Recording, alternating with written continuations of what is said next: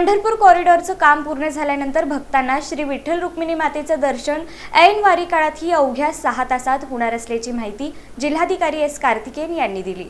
पंढरपूर कॉरिडॉरसाठी मुख्यमंत्री देवेंद्र फडणवीस यांच्या अध्यक्षतेखाली झालेल्या शिखर समितीच्या बैठकीत इतिवृत्ताला मंजुरी मिळाली असून आता 3,993.90 कोटीतून कॉरिडॉरची कामं होणार आहेत। भूसंपादनासाठी 2,026 कोटी 72 लाखांची तरतूद करण्यात आली आहे। कॉरिडॉरचं काम पूर्ण झाल्यानंतर त्यांना श्री विठ्ठल रुक्मिणीचं ऐन वारी काळातही फक्त 6 तासात दर्शन होईल असं नियोजन केल्याची माहिती जिल्हाधिकारी एस कार्तिकेयन यांनी दिली। या संदर्भात पुढील आठवड्यात शासन निर्णय जाहीर होईल, त्यानंतर 30% निधी त्वरित मिळेल असं सांगून जिल्हाधिकारी म्हणाले की निधी प्राप्त झाल्यानंतर भूसंपादनाच्या कामाला सुरुवात होईल।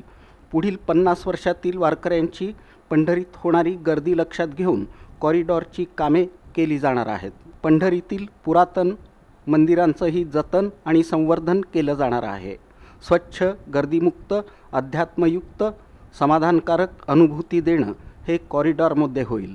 कॉरिडॉरमुळं बाधित होणाऱ्यांचं पुनर्वसन करणं, बाधित आणि भाडेकरूंना योग्य मोबदला देणं या कामाला प्राधान्य देऊन कामं केली जाणार असल्याचंही जिल्हाधिकारी कार्तिकेयन म्हणाले। पंढरपूर कॉरिडॉरच्या शिखर कमिटीच्या मान्यता आणि इतिवृत्ती आम्हाला प्राप्त झालेली आहेत।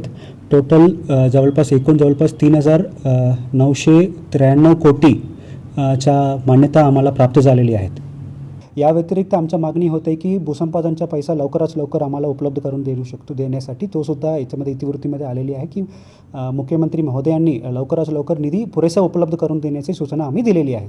या व्यतिरिक्त आम्ही हे पूर्ण कॉरिडॉरचं काम आम्ही 30 महिन्यामध्ये पूर्ण करण्याचे नियोजन आम्ही ठेवलेले आहे। त्याच पद्धतीने आम्ही पुढे जाणार आहोत। कॉरिडॉरमध्ये विशेषतः आम्ही पूर्ण कॉरिडॉरचा प्लॅन केलेली आहेत। या व्यतिरिक्त पुरातन कॉरिडॉरमध्ये असलेले पुरातन वस्तू आहेत तो जतन आणि संवर्धनचं काम आम्ही घेतलेले आहेत। या व्यतिरिक्त बाधितांच्या व्यावसायिक संधीसाठी आपण दुकानगाळे बांधणार आहोत, तो सुद्धा आम्ही कॉम्पोनंट घेतलेले आहेत। या व्यतिरिक्त वारकरीसाठी सोयीसुविधा आपण कॉम्पोनंट आम्ही घेतलेले आहेत। या व्यतिरिक्त नगर प्रदक्षिण मार्गाचं सुशोभीकरण आणि काम सुद्धा आम्ही घेतलेले आहेत। या व्यतिरिक्त नदी घाटाचं सुशोभीकरण आणि विकास हे पूर्ण काम आम्ही घेतलेले आहेत।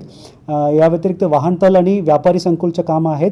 त्यानंतर पालखी मार्ग आणि शहर सुशोभीकरण, शहरामध्ये 22 रस्ता आहे तिथे पूर्ण सुशोभीकरणचं काम आम्ही घेतलेले आहे। त्यानंतर शहरात जोडणारे रस्ता आणि पूल आहे तो सुद्धा आम्ही काम घेतलेले आहे। हेलिपॅडचे काम घेतलेले आहेत। या व्यतिरिक्त पंढरपूर शहरामध्ये जो पंढरपूर तालुक्यामध्ये जो पालखी तळ आहेत ते पूर्ण 5 पालखी तळाचं विकास काम सुद्धा आम्ही याच्यामध्ये घेतलेले आहेत।